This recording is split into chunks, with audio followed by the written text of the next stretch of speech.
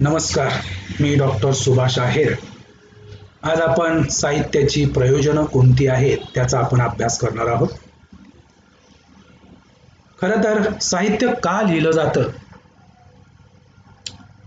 कोणतीही गोष्ट कारणाशिवाय होत नाही हे सत्य आपणास माहीत आहे. व्यवहारात मध्ये सुद्धा प्रत्येक घटना जी घडते त्या घटनेच्या पाठीमागे काहीतरी कारण दडलेलं असतं.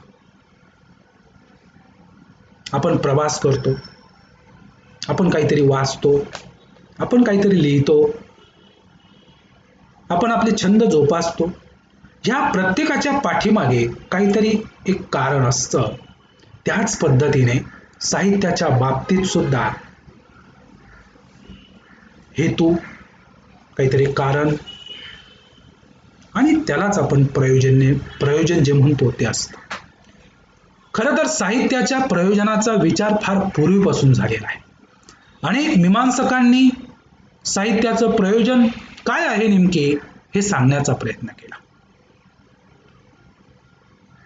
ज्यांनी नाट्यशास्त्र ग्रंथ लिहिला त्या भरत मुनींनी सुद्धा साहित्याचं प्रयोजन सांगितलं.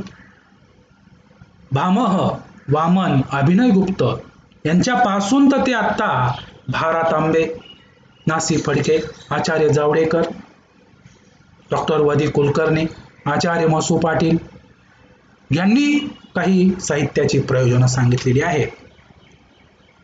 प्रथमतः मम्मटाने जो सांगितलेला प्रयोजन विचार आहे तो आपण समजून घेणार आहोत. मम्मटाने साहित्याची 6 प्रयोजनं सांगितलेली आहेत. ते म्हणतात, काव्यम यशसे अर्थ कुरुते व्यवहार विदे शिवेतर क्षितये सद्य पर निवृत्तये कांता संमिततयो पदेशो युजे.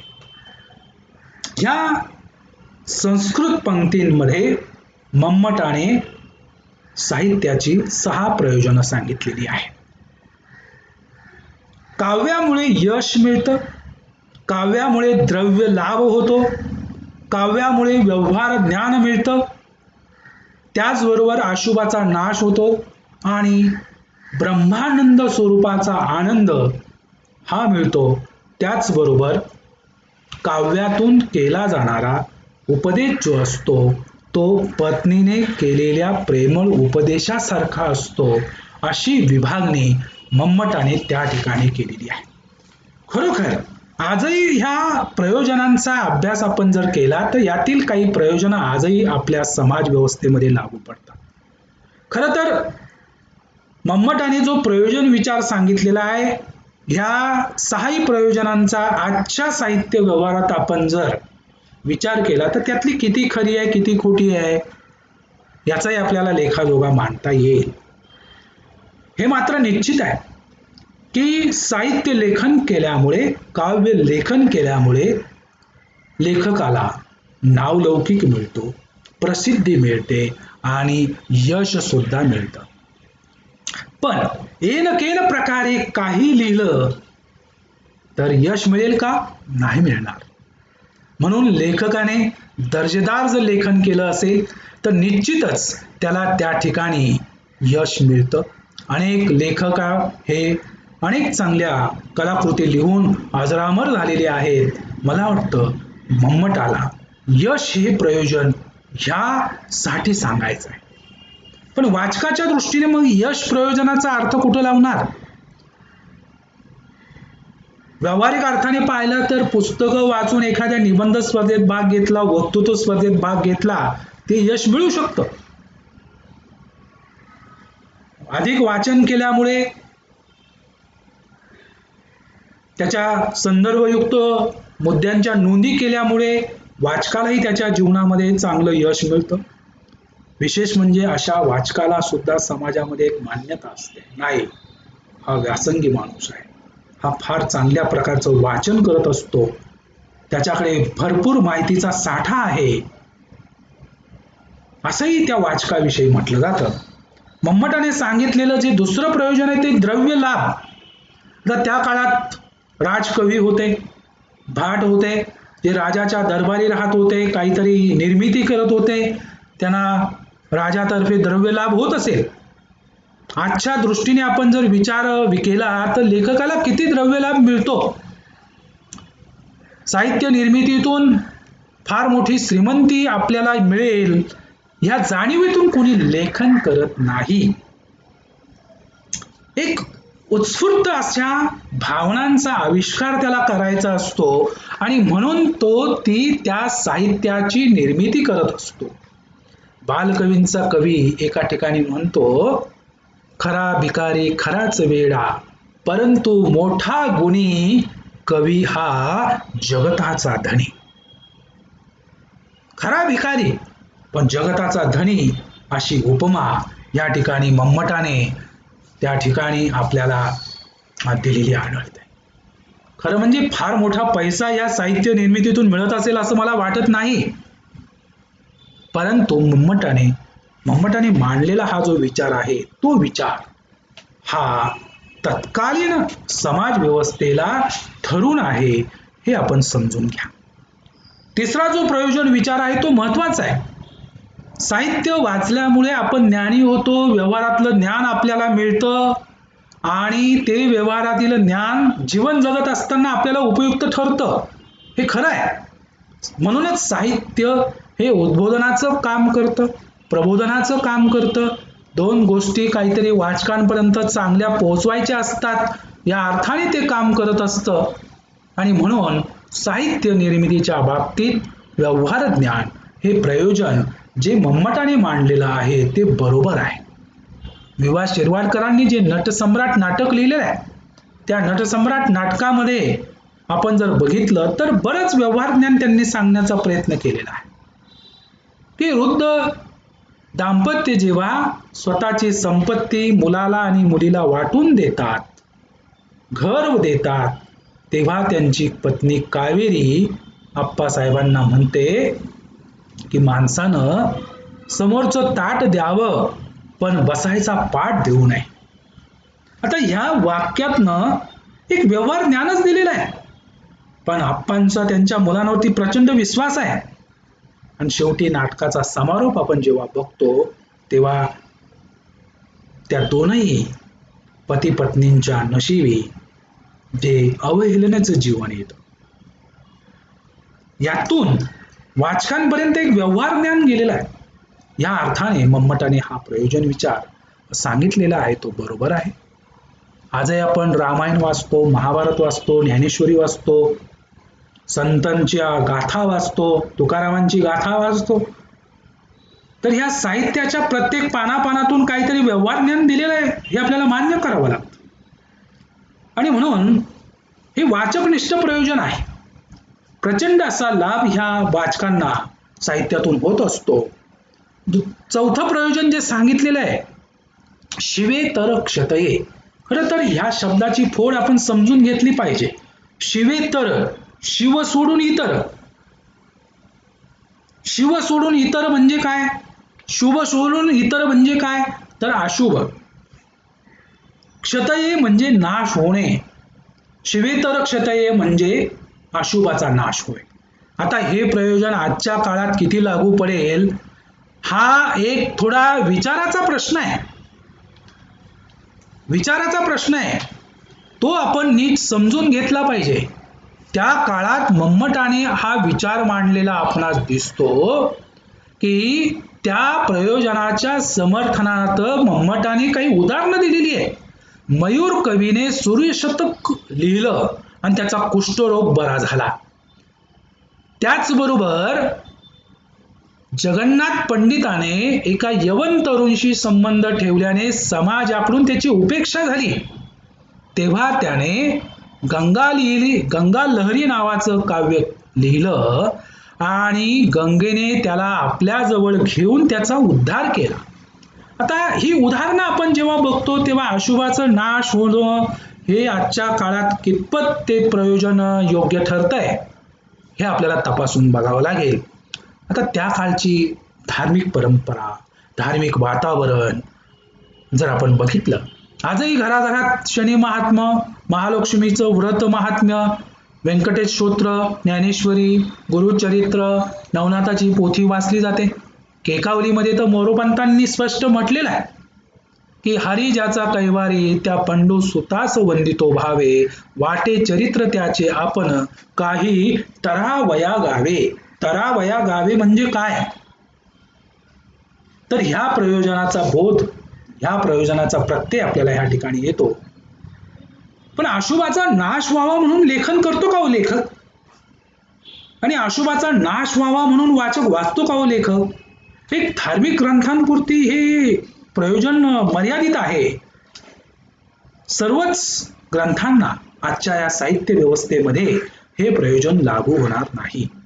पाचवं जे प्रयोजन लेखकाने सांगितलेलं आहे ते आहे ब्रह्मानंद स्वरूप. खरं तर परमेश्वराची आराधना आणि साधना केल्यानंतर जो आनंद मिळतो तो आनंद साहित्याच्या लेखनातून आणि साहित्याच्या वाचनातून वाचकाला मिळतो आणि तो आनंद हा ब्रह्मानंद स्वरूपाचा असतो, असं एकंदरीत त्या ठिकाणी मम्मटाला म्हणायचं आहे. पण आजच्या काळाच्या दृष्टीने जर विचार केला आपण तर वदी कुलकर्णींनी या काही प्रयोजनांच्या बाबतीत मतं मांडलेली आहे. खरं तर साहित्य हे अशुभाचा नाश करतं का हो? नाही, पण साहित्यातून आनंद मिळतो. त्याचबरोबर साहित्यातून आपलं आत्मबल वाढतं. ही गोष्ट आपण नीट समजून घेतली पाहिजे. कारण विदा सावरकरांच्या साहित्याचा जर आपण अभ्यास केला तर त्यातून आत्मबल दिसतं. आपण आपल्यातील आत्मबलाची वृद्धी साहित्याच्या माध्यमातून करू शकतो. कुसुमाग्रजांची क्रांतीचा जय जयकार कविता आपण जर पाहिली तर निश्चित ती ऐकताना आपल्या अंगावर शहारे येतात. प्रचंड उत्साह असा संचारतो. म्हणजे एका अर्थाने हा आनंदाचा भाग आहे आणि आत्मबल वृद्धीचा भाग आहे. कवी यशवंतांनी म्हटलंय, वाढू दे कारागृहाच्या भिंतींची उंची किती, मनमन नाही क्षिती. भीती नाही. म्हणजे साहित्य हे अशा पद्धतीने आपल्याला उभं करत असतं आणि साहित्यातून मिळणारा आनंद हा ब्रह्मानंद स्वरूपाचा असतो. शेवटी जे 6वं प्रयोजन मम्मटाने सांगितलेलं आहे ते आपण नीट समजून घ्या. मम्मटाने साहित्यातून केला जाणारा उपदेश हा पत्नीने केलेल्या उपदेशासारखा असतो असं म्हटलेलं आहे. नुसतं उपदेश म्हटलेलं नाही, कांता संमिततयोपदेश युजे असं म्हटलेलं आहे. यासाठी मम्मटाने उपदेशांचे 3 प्रकार सांगितलेले आहेत. पहिला आहे प्रभू संमित उपदेश, दुसरा सुहृदय मित्राने केलेला उपदेश आणि तिसरा उपदेश आहे कांता संमित उपदेश. आता खरं जर पाहिलं तर याची वर्गवारी आपल्याला करता येईल. प्रभू संमित उपदेश म्हणजे तो आदेशच असतो, तो आपल्याला पाळावाच लागतो, तो नाकारता येत नाही. या अर्थाने तिथं फक्त आज्ञा पालनाचे कर्तव्य पार पाडायचं असतं. सहृदय मित्र त्याने केलेला उपदेश हा बोधाचा डोस असतो, तो कधी कधी पटतो कधी पटत नाही. त्याचं बंधन आपल्यावर नसतं, परंतु पत्नीने केलेला उपदेश हा हळवा आणि प्रेमळ पद्धतीने केलेला असतो, त्यामध्ये हित दडलेलं असतं आणि म्हणून साहित्यातून केला जाणारा उपदेश जो आहे तो कांता संमिततयो स्वरूपाचा असतो. या अर्थाने मम्मटाने हा विचार मांडला. या मम्मटाने सांगितलेल्या विचारांपेक्षा सुद्धा इतर प्रयोजन आहेत ना, त्याच्याशी थोडी साम्यता आपल्याला दाखवता येईल. मम्मटाने सांगितलेलं व्यवहार ज्ञान हे प्रयोजन आणि आत्ताचं जे प्रयोजन आहे आधुनिक प्रयोजन आपण ज्यांना म्हणतो ते उद्बोधन. उद्बोधन हे प्रयोजन व्यवहार ज्ञानाशी साम्य दर्शकच आहे. लेखक कशासाठी लिहितो? त्याला वाचकाचं काहीतरी प्रबोधन करायचं आहे. वाचकाला 4 गोष्टी त्याला सांगायच्या आहेत. तुकारामांचे तुम्ही जर अभंग वाचले, नीट अभ्यासले तर तुकारामांच्या अभंगातून उद्बोधनच केलेलं आहे. प्रत्येक पानापानातून तुकारामांनी हे उद्बोधन केलेलं आपल्याला दिसून येतं. सुभाषित त्यांची वाचून जर आपण बघितली तर त्या सुभाषितातून उद्बोधनच केलेलं आहे.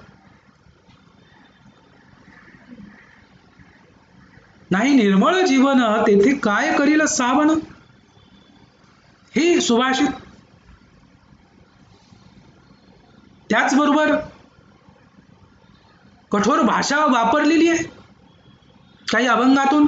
म्हणजे प्रबोधनासाठी एकीकडे विनंती पण आहे, दुसरीकडे प्रबोधनाची भाषा पण आहे, हे पण आपल्याला लक्षात येतं. आणि त्या ठिकाणी दुसरं एक प्रयोजन आहे पलायनवाद.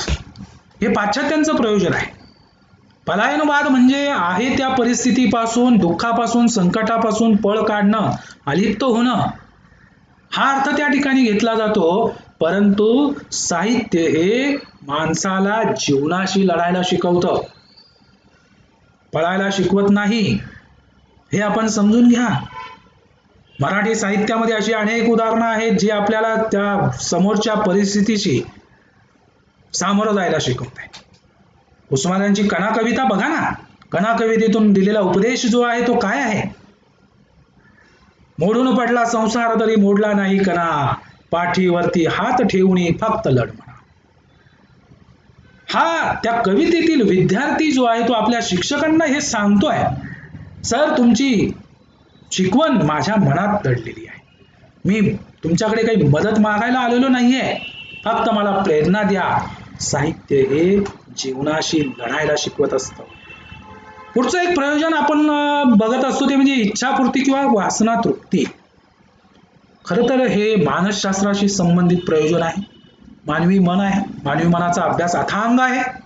ज्या इच्छांची पूर्ती आपल्या दैनंदिन जीवनात होऊ शकत नाही, अशा इच्छांची पूर्ती साहित्य वाचनातून वाचक पूर्ण करत असतो आणि लेखक त्याच्या लेखनातून पूर्ण करत असतो. असा एक सूर त्या ठिकाणी मोठ्या प्रमाणात सांगितला जातो. हे सुद्धा एक साहित्याचं प्रयोजन आहे. वाचकाच्या दृष्टिकोनातून जिज्ञासा तृप्ती. मला वाचायचंय, काय लिहिलेलं आहे कथेमध्ये, कथेचा समारोप काय झालेला आहे, कादंबरीचा शेवट कसा झालेला आहे, अशी एक वाचनाची तृप्ती त्या ठिकाणी त्याच्या मनामध्ये असते. अशी जिज्ञासा तृप्ती हे वाचकनिष्ठ असं प्रयोजन असतं. खरं तर लेखकाच्याही बाबतीत हे पडताळून पाहता येईल. त्यालाही लिहायचं असतं, आपल्या लेखनातून जिज्ञासेची तृप्ती व्हावी असं त्याला वाटत असतं. कॅथार्सिस हे प्रयोजन त्या ठिकाणी अरिस्टॉटलने याचा उल्लेख केलेला आहे की मानवी मनातील अनुकंपा आणि भय ह्या दोन भावनांचं विरेचन, त्या भावना कमी व्हाव्यात, नष्ट व्हाव्यात, हे प्रयोजन पाश्चात्यांनी त्या ठिकाणी मांडलेलं. साहित्य काय करत असतं? आपल्या मनातील दुःखद भावना, भय, अनुकंपा याची तीव्रता कमी करत असत. थोडक्यात मी असं म्हणेल, काट्याने काटा काढणे असा विचार ह्या प्रयोजनात आहे. पायात घुसलेला काटा हा दुःख देतो, पण तो काढण्यासाठी आपण दुसरा काटा वापरतो. पण तो काटा आपल्याला जरी आतला काटा वेदना देत असला तरी बाहेरचा काटा ते काटा काढण्याचं काम करत असतो. म्हणजे इथे एक सुखद अनुभूती पण आहे. करुण रसापासून आनंद का होतो? भरत मुनींनी सुद्धा हा विचार मांडलेला आहे की करुण रसापासून आनंद का होतो, आणि कॅथार्सिस ही अरिस्टॉटलने मांडलेली कल्पना आणि विरेचन हे आपण नीट समजून घ्या. खरं तर लेखक म्हणून जी प्रतिभा असते, कल्पना शक्ती असते, त्याच्यातून नवनिर्मितीची ओढ त्याला लागत असते आणि त्याचा आत्मविष्कार तो ह्या प्रयोजनांच्या माध्यमातून करत असतो. आणि म्हणून आत्मविष्कार हे सुद्धा एक फार महत्वाचं प्रयोजन या ठिकाणी सांगितलं गेलेलं आहे. वाचकाची सुद्धा अनुभवविश्वाची समृद्धी त्या ठिकाणी होते. वाचकाच्या अनुभवात भर पडत असते, त्याचा अनुभव समृद्ध होतो. मी कोणासाठी लिहितो? तर काही लेखक असेही तुम्हाला म्हणतील, माझं काव्य हे माझ्यासाठी लिहिलेलं आहे, स्वांत सुख आहे. परंतु हे प्रयोजन जरी आपण समजून घेतलं, स्वांत सुख आहे. आज आपण अभ्यास साहित्याचा जेव्हा करतो तेव्हा साहित्य हे समाजापासून अलिप्त राहू शकत नाही, मानवी जीवनापासून अलिप्त राहू शकत नाही. आणि म्हणून साहित्याच्या प्रयोजनाचा विचार करत असताना आपण या ठिकाणी मानवी जीवन हे विसरू शकत नाही. जीवनासाठी कला, साहित्य आणि प्रचाराचं साहित्य आपल्या काही नीतिमूल्यांचा, तत्वज्ञानाचा प्रचार करण्यासाठी सुद्धा साहित्य लिहिलं गेलं.